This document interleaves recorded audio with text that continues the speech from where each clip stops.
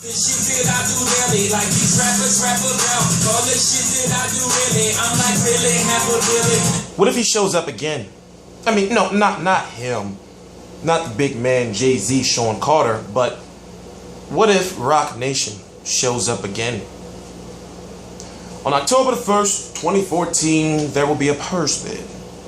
If you don't know what a purse bid is, anyone with a promoter's license can go to wherever the WBC, is having this purse bid, this auction, and bid on the rights to promote Danny Garcia, 29-0 with 17 knockouts, the WBA Super World Junior Welterweight Champion, the WBC Junior Welterweight Champion, that's 140 pounds, versus Viktor Postol of the Ukraine, 26-0 with 11 knockouts of Top Rank. Now, if you don't know,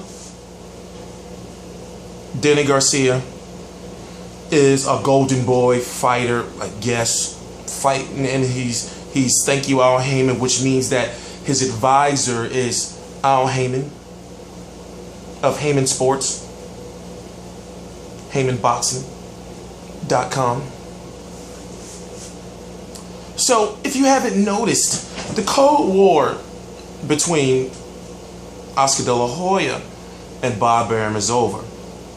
The Cold War between the Golden Boy and Top Rank is over.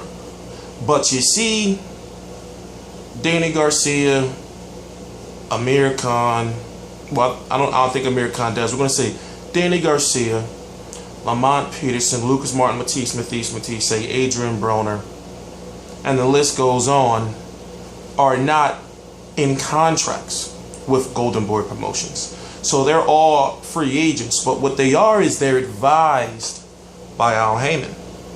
So what I'm getting to is this. Rocnation, to not be cliche, but has been wanting to make a splash in the sport of boxing. So what did we see? We see Peter Quillen versus Matvey Korobov reach a bid of $1.9 million. So what does that mean? That means 70% goes to the champion, 30% goes to the challenger. So that would be a $500,000 plus for Matvey Korobov, a person people haven't even heard of.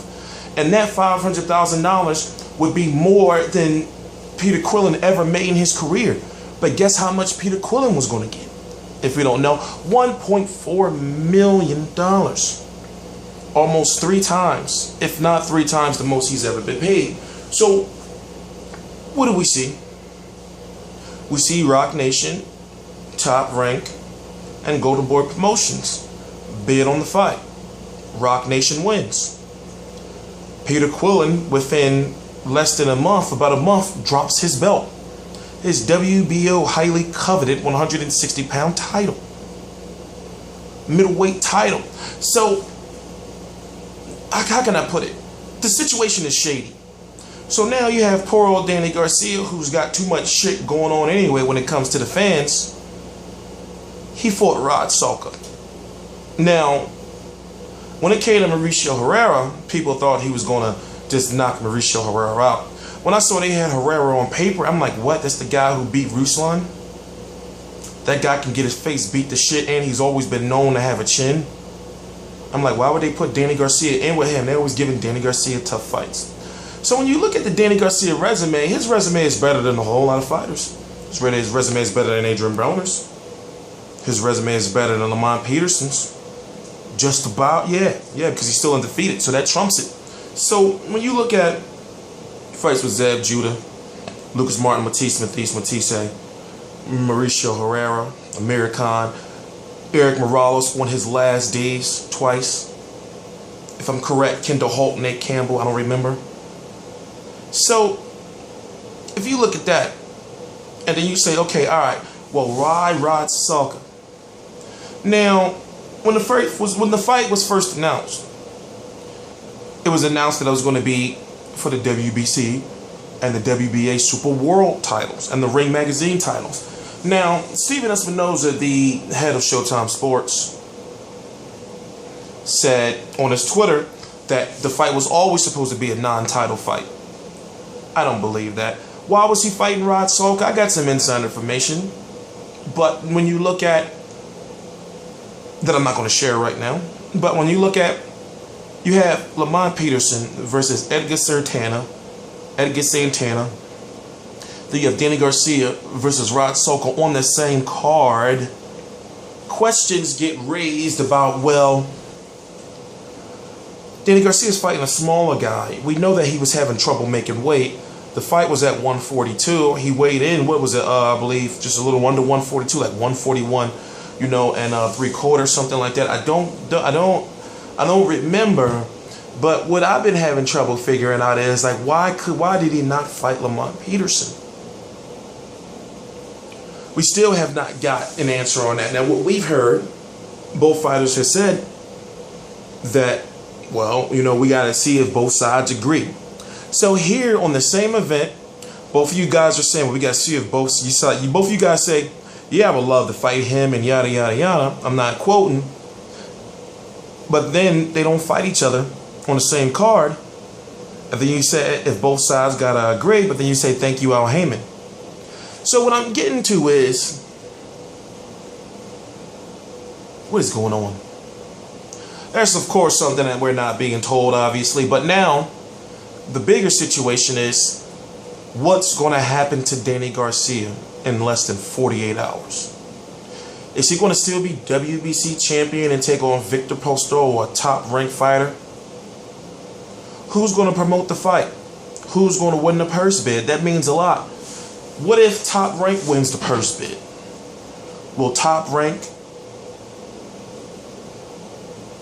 bring over Danny Garcia back, an Al Heyman fighter, back to HBO? Because then that raises so many questions right there. Now, you know, Danny Garcia's name been all up in Freddie Roach's mouth. I'm not even going to get to that point, but it's like, if Danny Garcia fights Victor Postol on HBO, then that means he can fight other fighters on HBO. That means somehow, some way they got it done. Yes, Vasyl Lomachenko went over to Showtime. It was because of purse bid, but still, it happened. So I'm asking the question now is, will Danny Garcia drop his belt? I don't think, honestly, and I think some fans can agree, and I'm hoping that you comment on this because this is a real, genuine question. How would it look if he drops his title, you know, after Rod Salka? You know, and then not fighting Herrera again. How would it look if he dropped his title? You know, I'm thinking to myself, as I said in previous videos, well, he said he can't make weight, you know, or he was having trouble making weight. That fight was in August. This fight will most likely be, I'm talking about if you know, he doesn't drop his belt, will most likely be sometime in late December or definitely in January. So, you know, he's got to work on something until then. But then drop the title. I just don't think that his career can take it right now. Now, of course, people are going to say, you know, who is Victor Postol? But in the eyes of hardcore boxing fans, the fans that follow all the news and the sport down to his essence, then we're going to say, damn, oh, why he dropped his title? He ducking him. I'm not going to say that, but that's what's going to be out there. So once again, you know, I asked the question of, you know, if he drops his title, I'm not going to look at it as like, oh, he ducking. But at the same time, I'm going to think, okay, well, he dropped this title, but then why did they wait until the purse bid to drop the title? That's going to be shady in itself. But then if he dropped the title, I'm going to say, okay, well, he owes us a Herrera rematch. And yes, I'm saying, oh, he owes us a big fight next. But then again, he knows that. His handlers know that. They know his next fight's got to be a big fight, no matter if it's not Postol. But honestly, I think he should take the Postol fight. Simple as that. But Victor Postol is good. Don't let those 11 knockouts fool you. Now, as far as rites of passage fights, he fought Chop Chop. You know, that's just okay. All right, we getting you in the door. And his most dramatic, well, not dramatic, but his most impressive win was against Selçuk Aydin, where he just uppercutted him to straight to Hades, and then he fought Henry Hank Lundy. You know, so remember the guy's undefeated, and you thinking about that, it's like, okay, well, then he should deserve a Danny Garcia fight if a Rod Salka got it. Long story short, I'm T Street Controversies. This is T Street Controversy Live. I cover boxing. I got a Facebook forum. I have to use a private profile page, basically. Excuse me, I was at the burp. But I had to change it. It's T Street Controversia, you know, T Street, and then Controversia for Spanish, you know, for controversy in Spanish. It's a long story. I got like man stalkers. You wouldn't believe a guy like me got men, grown ass men out here just making fake accounts, and they say I don't get no what? They say I don't get no vagina? What kind of shit is going on? Long story short, T Street Controversy. Please subscribe, T Street Controversy Live.